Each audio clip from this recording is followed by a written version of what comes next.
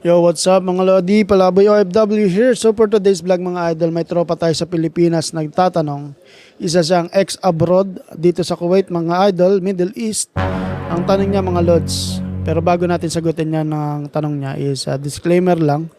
Sasagot lang ako base sa aking personal knowledge, no? As experience. OFW dito sa Kuwait mga Lodi. Then, ang tanong ni Madam, hello po sir, good morning. Sir, pwede po mag-asip cancel visa 20? Po ba pwede maka-apply ng visa 18 sa Pinas? Salamat po. Alright, magandang tanong at napakasimple mga idol. Isa siyang visa 20 dito sa Kuwait. So meaning, ang working category niya is sa loob ng bahay. Isa siyang household worker. Isang kasambahay dito sa Kuwait. Then, cancel visa meaning finish contract na siya. Umuwi na ng Pilipinas for good. Then, yon. Balak niyang bumalik sa Kuwait pero 18 visa. Pwede naman mga Lodi. Pero mayroong mga hakbang yan, Lodi, bago ka makabalik dito as visa 18, kailangan, ito yung mga hakbang number 1, visa 20 was properly cancelled in Kuwait. Not absconding, not blacklisted, exit was legal and recorded. So meaning, natapos mo yung kontrata mo dito as visa 20, na walang kaso, malinis. Okay?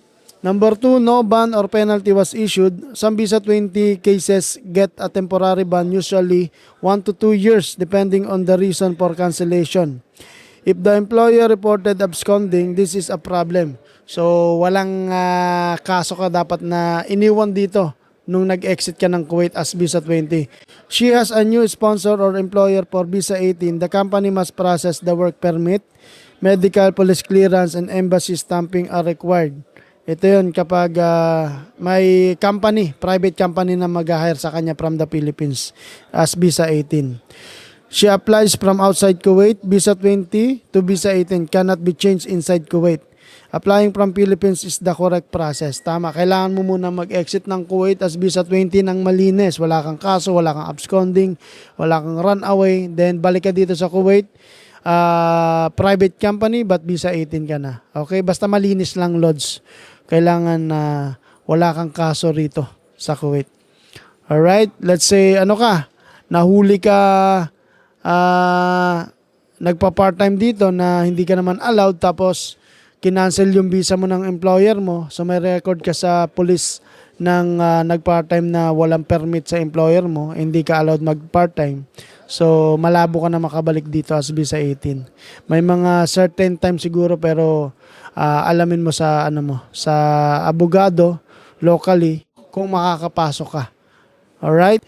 Sa kaalaman ng lahat, bakit yung visa 20 na nanggaling dito, nagtrabaho ka na dito, bakit gusto mo pang matransfer ng 18? So para sa kaalaman ng karamihan, yung mga baguhan especially, kung hindi ka nabago dito sa Kuwait, okay lang. Napakasimple lang kasi ang visa 18 is mas malaki yung offer kaysa sa visa 20. And meron silang free will na makahanap ng kwarto sa labas or tumira sa labas or makakuha ng good day off na para ka lang nagwa-work sa Pilipinas, ganon.